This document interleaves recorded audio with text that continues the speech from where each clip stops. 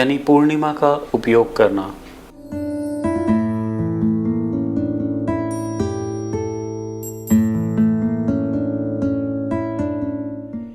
पूर्णिमा और अमावस की लगभग 3 रात्रियां दोनों ही ध्यान के लिए एक महत्वपूर्ण डेट्स होती हैं।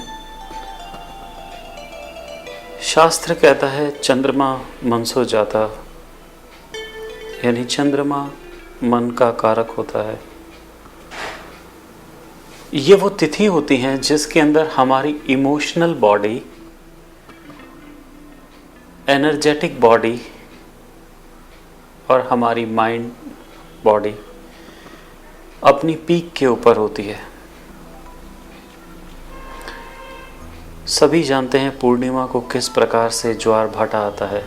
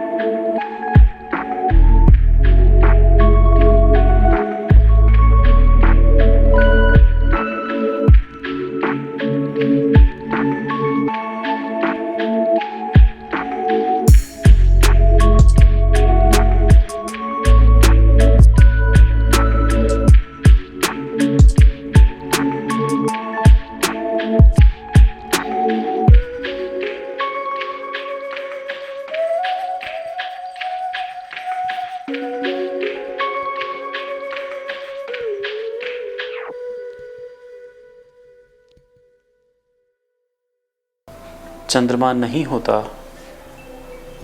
वहाँ केवल सूर्य ऊर्जा, सौर ऊर्जा हमें मिलती है और वहाँ पर सौर्य नाड़ी, इसे सूर्य नाड़ी भी कहते हैं,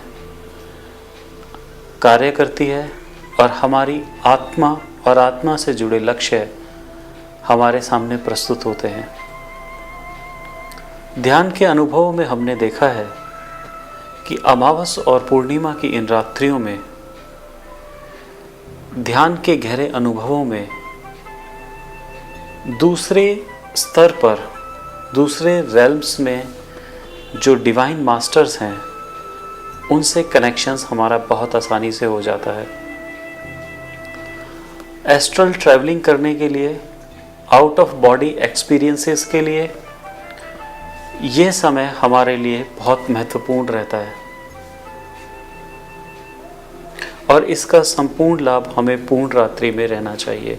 इन महत्वपूर्ण दिवसों पर समय का सदुपयोग करें व्यर्थ की बातों के अंदर, व्यर्थ की गतिविधियों के अंदर समय नष्ट ना करें। ऊर्जा के प्रभाव को संग्रहित करें, ऊर्जा को बाहर बहने से रोकें और आकाश में चंद्रमा से मिल रही ऊर्जा, पृथ्वी से मिल रही ऊर्जा का आपस में संयोग द्वारा अपने शरीर की ऊर्जा को और भी ज़्यादा बढ़ाएं। ये वह समय है जहां आप प्रकृति के साथ सहयोग करते हुए अपने संतुलन को बनाते हैं। इंगला और पिंगला नाड़ियों का दोनों का आपस के अंदर संतुलन बनता है, जहां आपके चक्रों का शोधन होना शुरू होता है, जहां आपकी ऊर्जा निम्नतम मूलाधार से होती हुई ऊपर सहस्त्रधार की तरफ बढ़ने लगती है। इस अवसर को प्रयोग में लेने से आप मेडिटेशन के उन गहरे अनुभवों को कर पाएंगे जो शायद नॉर्मल डेज में संभव नहीं है। इसलिए पूर्णिमा और अमावस्या की तिथियों को सदा ध्यान में रखें, स्वयं भी ध्यान करें, औरों को भी ध्यान करने के लिए प्रेरित करें।